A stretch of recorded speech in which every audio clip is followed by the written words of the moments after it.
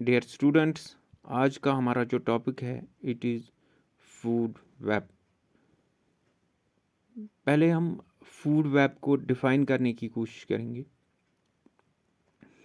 Food web is a network of food chains which become interconnected at various trophic levels so as to form a number of feeding connections amongst different organisms of a biotic community. Or we can also define food web as the interlocking pattern of food chains in an ecosystem.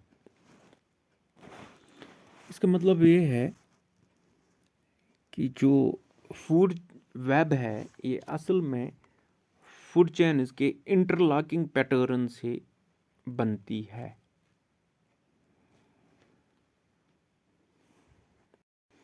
मतलब ये जो food chains होती हैं ये किसी न किसी stage पर एक दूसरे के साथ जुड़ जाती हैं, तो तब ये फूड वेब बनती है।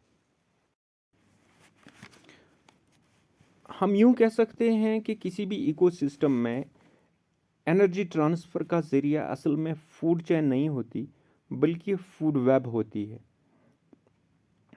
क्योंकि एनर्जी एक मखसूस डायरेक्शन में ट्रांसफ़र नहीं होती जैसा कि हम फूड चेन में दिखाते हैं। असल में जो एनर्जी ट्रांसफ़र होती है इन एन इकोसिस्टम वो फूड वेब की शक्ल में ट्रांसफ़र होती है। यानी कि एक ऑर्गेनिज्म के पास एनर्जी, फूड एनर्जी हासिल करने की अल्टरनेटिव वसाइल होते हैं जिनको वो कभी कभी हासिल कर लेता है या यूज़ कर लेता है, और एनर्जी किसी दूसरे पाथ से भी ट्रांसफ़र होती है एज़ कम्पेयर टू जो हम फूड चेन में कोई पर्टिकुलर पाथ दिखाते हैं एनर्जी ट्रांसफ़र की। Example of A food web, अगर हम फॉर एग्जाम्पल ले लें,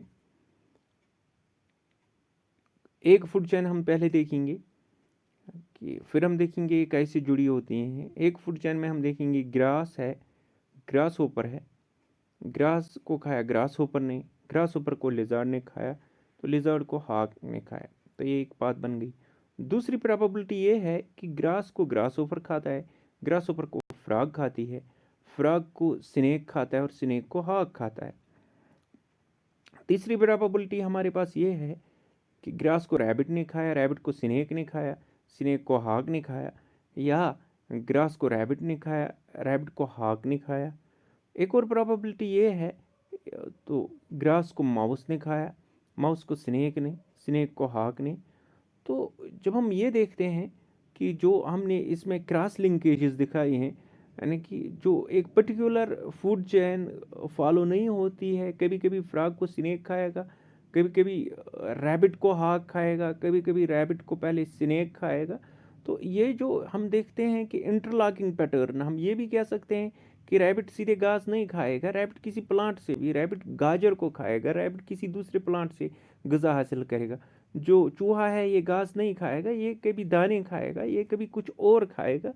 तो अल्टीमेटली ये जो interlocking pattern of food chain बन जाता है, इसको हम बोलते हैं फूड वेब।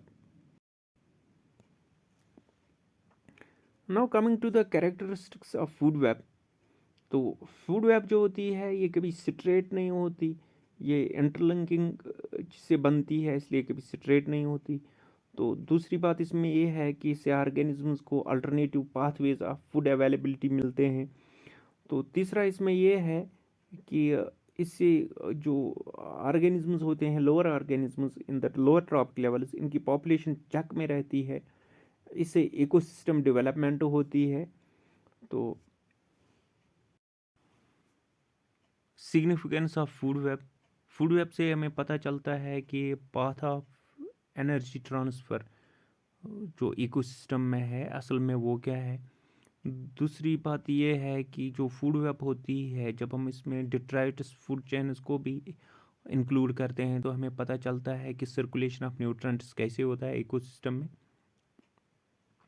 तीसरी इसकी सिग्निफिकेंस ये है कि इससे ऑर्गेनिजम्स की पॉपुलेशन, चाहे वो प्रेडेटर हो, प्रे हो, किसी भी ट्रॉपिक लेवल से बिलोंग करता हो, इनकी पॉपुलेशन चेक में रहती है ड्यू टू अवेलेबिलिटी और नॉन अवेलेबिलिटी ऑफ फूड।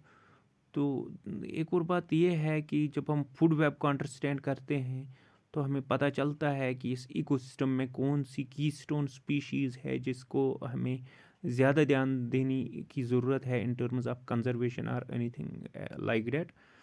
तो एक और बात ये है कि फूड वेब जो है ये indicator of the health of ecosystem हमें दिखाती है कि इसे इकोसिस्टम ओवरऑल कैसा है। Thank you.